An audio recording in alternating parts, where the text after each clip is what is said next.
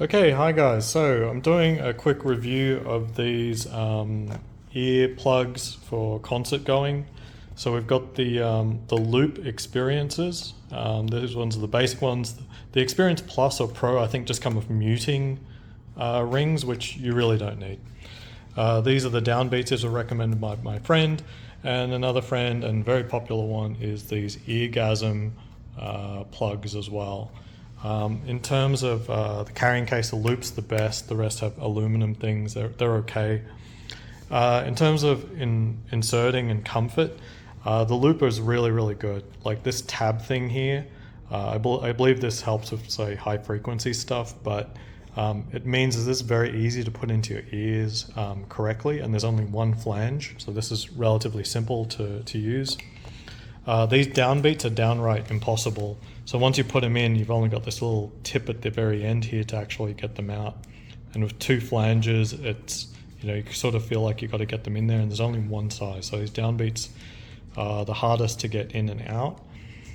These Eargasms, they got triple flange, so it's a little difficult to get them in and out. It is very important that they do have this little tab here, so that helps immensely.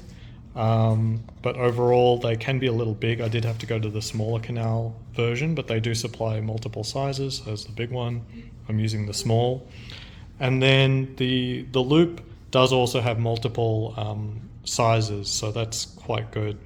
Now the ultimate is going to be how they sound. So I do have a relatively good full range sound system here, and these are calibrated so that they deliver pretty flat frequency response all the way down to about 15 hertz, something like that, something you could expect from a concert. So it's a pretty isolated experience, so that's pretty good.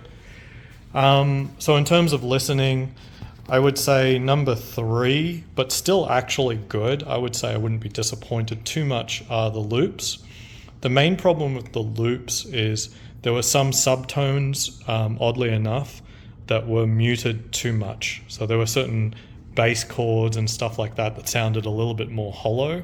But overall, if I went to a concert with these, I'd be pretty happy.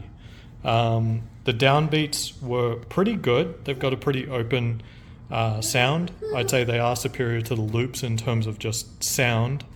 But overall, I was happiest with the Eargasm.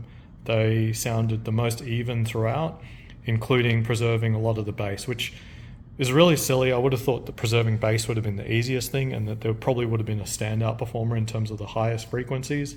But I'm a little older, 40 now, so maybe I can't hear the highest frequencies. So maybe the Loop is a little bit better in that regard. That being said, at a concert, maybe you're losing those pretty high frequencies anyway. I'm not exactly sure what their tweeter setups are, so maybe that's a little unrealistic.